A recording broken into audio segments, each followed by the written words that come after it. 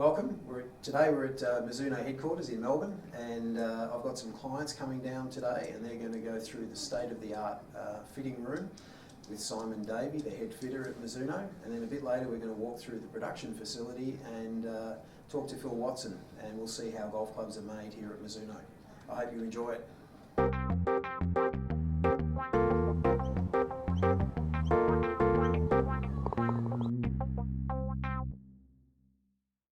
Okay, so here we are at Mizuno Headquarters, and this is Simon Davies. He's the head fitter at Mizuno. We've met once or twice before, haven't we, Simon? Yeah, my golf career started under your tutorage, Brian, and here I am. Not playing tournaments at fitting clubs, but exactly. You did your best. Well, we did what we could. Yeah. So how long have you been here? We worked for Mizuno for a year and a half now. Yep. Okay, so I'm in the role, so I'm spending about 3 days a week in the fitting studio, and the other 2 days a week training retail partners themselves how to use our PFS fitting system. Terrific. And you're a fully qualified golf pro? Fully qualified golf pro. I've been coaching in Holland for the past 10 years, but got a bit sick of the rain and the cold and the winter. So and flat land. Flat land, so I like my nice little warm room now with my TrackMan and my technology and keep dry. Excellent. And how many clients would you see each week? Probably on average 3 a day. So we're looking at maybe 10 people a week come through the fitting room, and we also do fitting days at golf courses and that. But 10 people a week through here. That's great. Things have changed a bit since 1991, haven't they? Things have changed a little bit. The advert of launch monitors, we know a little bit more about the shafts now and what they're doing and what sort of swings suit different shafts. So yeah, it's a bit different system from the old days where you're over an R300 or an S300. But it's good, and it's good for everybody to get the experience of coming down to Mizuno and actually also seeing the production at the back. It gives the full service, so they see where their club starts from the fitting room to production. A lot of people that I coach say, I'm not good enough to get fitted for a set of golf clubs. What do you have to say about that? It's and again, from my coaching background as well, the first thing you tell them, like, the almost the worse golfer you are, the more help you need from the equipment. I almost say the opposite. The better the golfer is, he can sort of hit almost anything. But the person who's just starting out really needs the right equipment. And to be honest, these days, just Mizuno's example, we don't charge people to fit them. So you're crazy if you don't get fit for a set of clubs. And there's plenty of good fitters out there, so get fit. Yeah, and putting on a coaching hat, there's nothing worse than a client coming to you with improperly fitted equipment, trying to improve their golf by getting a lesson. Yeah, and sometimes you can get lucky if you get a set off the rack, but 9 times out of 10, there's always it's 2 or 3 key elements from the clubs they're using that are brought online or from the rack that's really holding them back, either the weight of the shaft or the flex of the shaft or the length of the shaft or the line, or there's a lot of variables. So I've never ever in all my fits had someone leave here that's standard. So that gives an indication to everyone's got something that there's they need to change. There's almost no such thing as standard, is no, there? No, there's no such thing as standard, and that's not a sales client. There is no such thing. I have people that are, maybe standard length and line, but then there's another 3 or 4 things different about the shafts. Yeah. And and you can see the shafts options we have. It's literally 100 different contraptions here. Yeah. Thank you. No problems, Thanks for all your help. Good to see you catch up with you again. No problems. Thanks, mate. So we're going to make 3 swings of this. Right. And if they're your 3 average swings, then we feel like we're going to get a pretty good guess about the 3 best shafts for you. Okay. Or at least the best 2 shafts for you. So this club's already 1.5 inch over standard, which is going to be really close to the length we think you're going to end up in. So treat this as a normal length club. Okay. 3 shots.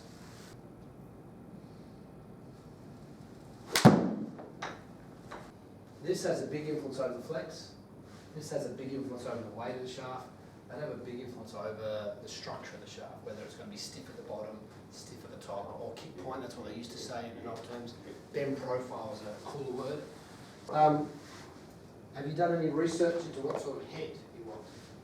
I've been talking for half an hour. I'm just looking at my handicap there. I think we're looking at something in the range of the EZs or the 850s, the JPX. Yep. I'll start off with the JPX. It's a really forgiving, high launching distance club. The advantage of it, and what we say typically maybe of some of our competitors, it's still quite a small head. It doesn't look. It's certainly a lot bigger than our blade up here, but it's not massive, and that's what we're trying to do when we create the club. So I'm going to build you. Put it this way: the heavier head, the back doesn't scare me or anything like that. Looking at it there, saying something's wrong. It's actually heavier. It's just like I said, it's just bulkier. Yeah, bulkier, and in that bulk comes a little bit more technology into it.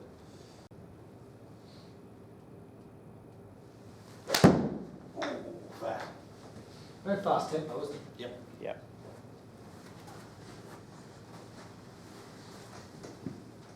That's part of the problem. Yeah.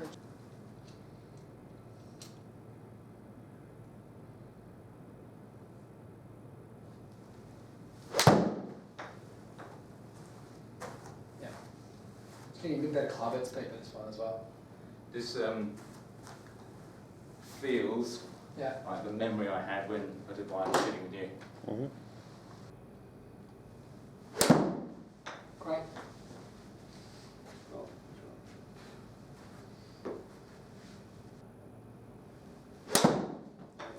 Here we are at Mizuno HQ in Melbourne, and we've got Phil with us. Phil's head of production at Mizuno.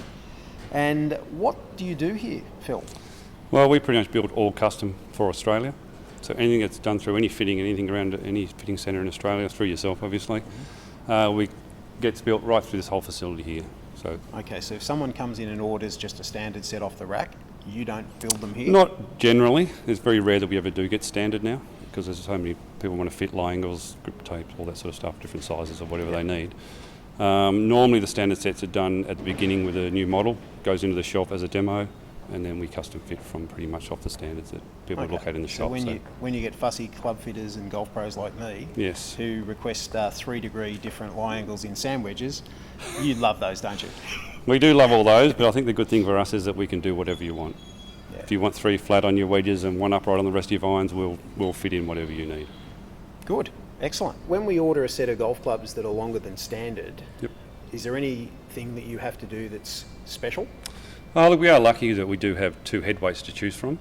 So if you want something over length, we have a standard weight for the standard 1/4 inch over.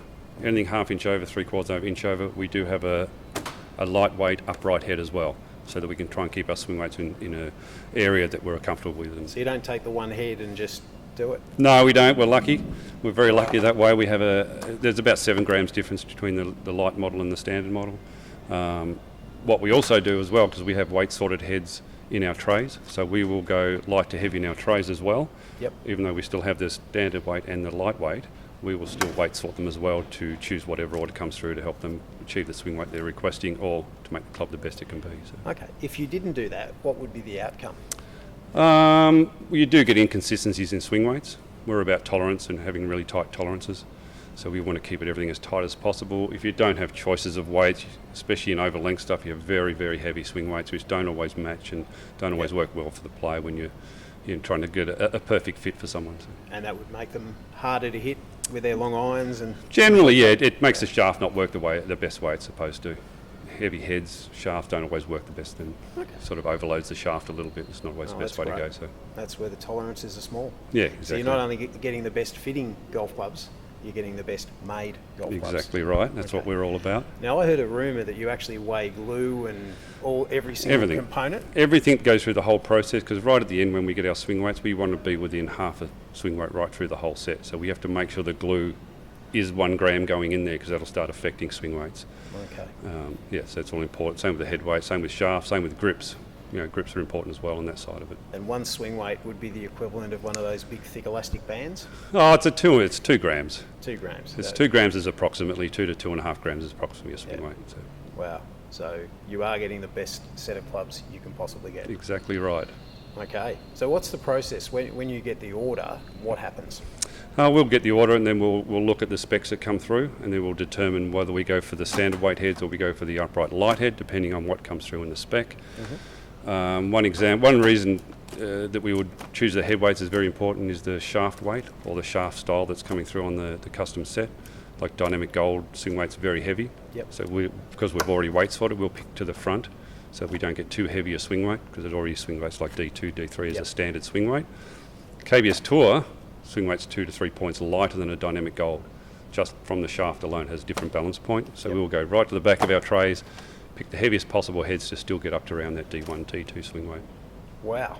And what happens next? You've got the heads, you've got the shafts. Yeah, that'll go. We've got procedures inside our production facility that we will go through, and every set will get cut 1 shaft at a time, 1 set at a time to match that model. Yep. We can't just cut all our shafts the same and whack them in every model that we have. They're all slightly different. Our hosel lengths vary, so we can't put an MP Fore blade shaft that's already cut into a JPX, it just won't work. The lengths aren't the same. So we've got to cut every shaft one at a time, one set at a time. It's a very involved process. It is evolved. Look, it is exactly right. It's time consuming. We have like about 10 or 12 processes through there that we have to follow to get it exactly right at the end.